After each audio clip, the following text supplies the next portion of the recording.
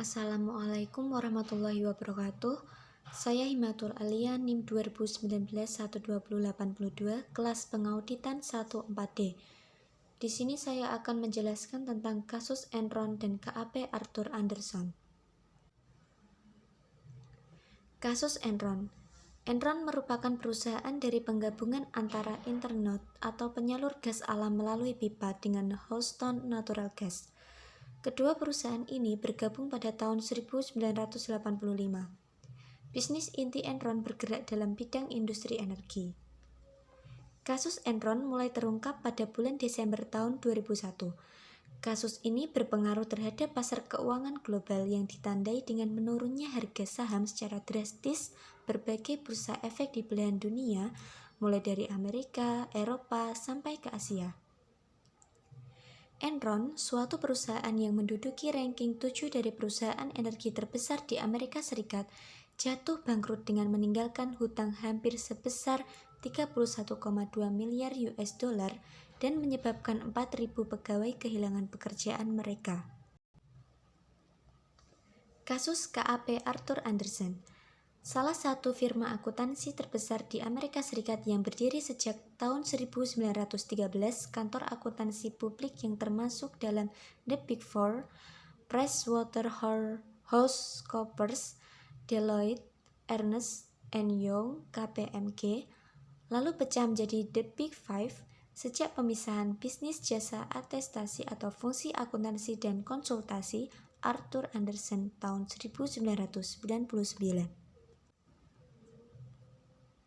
Kerjasama Enron dan KAP Arthur Andersen. 1. Board of Director membiarkan kegiatan-kegiatan bisnis tertentu mengandung unsur konflik kepentingan dan mengizinkan terjadinya transaksi-transaksi berdasarkan informasi yang hanya bisa diakses oleh pihak dalam perusahaan. 2. Enron merupakan salah satu perusahaan besar pertama yang melakukan outsourcing secara total atas fungsi internal audit perusahaan. A. Mantan Chief Audit Eksekutif Enron atau Kepala Internal Audit.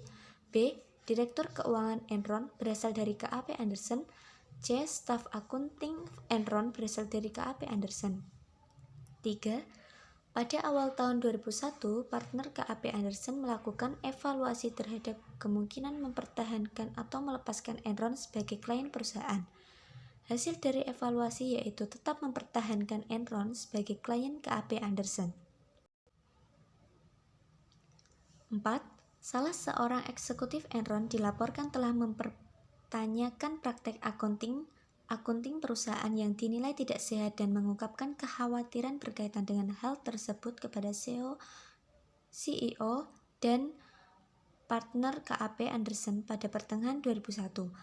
Hasil investigasi oleh penasihat hukum tersebut menyimpulkan bahwa tidak ada hal-hal yang serius yang perlu diperhatikan. 5. Pada tanggal 16 Oktober 2001, Enron menerbitkan laporan keuangan triwulan ketiga. Dalam laporan itu disebutkan bahwa laba bersih Enron telah meningkat menjadi 393 juta US dollar, naik 100 juta dolar dibandingkan periode sebelumnya. 6. Pada tanggal 2 Desember 2001, Enron mendaftarkan kebangkrutan perusahaan ke pengadilan dan memecat 5.000 pegawai. Pada saat itu terungkap bahwa terdapat hutang perusahaan yang tidak dilaporkan senilai lebih dari 1 miliar dolar. 7. Enron dan KAP Andersen dituduh telah melakukan kriminal dalam bentuk penghancuran dokumen yang berkaitan dengan investigasi atau kebangkrutan Enron atau penghambatan terhadap proses peradilan. 8. KAP Andersen diberhentikan sebagai auditor Enron pada pertengahan Juni 2002, sementara KAP Andersen menyatakan bahwa penugasan audit oleh Enron telah berakhir pada saat Enron mengajukan proses kebangkrutan pada 2 Desember 2001. 9. Tanggal 28 Februari 2002, KAP Andersen menawarkan ganti rugi 750 juta US dollar untuk menyelesaikan berbagai gugatan hukum yang diajukan kepada KAP Andersen. 10. Pemerintahan Amerika atau The US General Service Administration melarang Enron dan KAP Andersen untuk melakukan kontrak pekerjaan dengan lembaga pemerintahan di Amerika. 11. Tanggal 14 Maret 2002, Departemen Kehakiman Amerika memvonis KAP Anderson bersalah atas tuduhan melakukan penghambatan dalam proses peradilan karena telah menghancurkan dokumen-dokumen yang sedang diselidiki. 12. Tanggal 22 Maret 2002, mantan Ketua Federal Reserve Paul Volcker yang direkrut untuk melakukan revisi terhadap praktek audit dan meningkatkan kembali citra KAP Anderson. 13. Tanggal 8 April 2002, partner KAP Anderson, David Duncan, sebagai penanggung jawab audit Enron mengaku bersalah atas tuduhan melakukan hambatan proses peradilan dan setuju untuk menjadi saksi kunci di pengadilan. 14. Tanggal 15 Juni 2002, juri federal di Houston menyatakan KAP Anderson bersalah telah melakukan hambatan terhadap proses peradilan. Pembahasan masalah. Menurut teori Freud, ada 3 komponen utama yang menyebabkan orang melakukan kecurangan, memanipulasi, korupsi, dan sebangsanya atau perilaku tidak etis, yaitu opportunity, pressure, rationalization. Jika dilihat dari agensi teori, Anderson sebagai KAP telah menciderai kepercayaan dari pihak stockholder atau prinsipal untuk memberikan suatu fairness information mengenai pertanggungjawaban dari pihak agen dalam mengemban amanah dari prinsipal. Kesimpulan, Enron dan KAP Arthur Andersen sudah melanggar kode etik yang seharusnya menjadi pedoman dalam melaksanakan tugasnya dan bukan untuk dilanggar. Yang menyebabkan kebangkrutan dan keterpurukan pada perusahaan Enron adalah editor Arthur Andersen atau satu dari 5 perusahaan akuntansi terbesar yang merupakan kantor akuntan Enron. Keduanya telah bekerja sama dalam memanipulasi laporan keuangan sehingga merugikan berbagai pihak, baik pihak eksternal seperti para pemegang saham dan pihak internal yang berasal dari dalam perusahaan Enron. Enron telah melanggar etika dalam bisnis dengan tidak melakukan manipulasi guna menarik investor.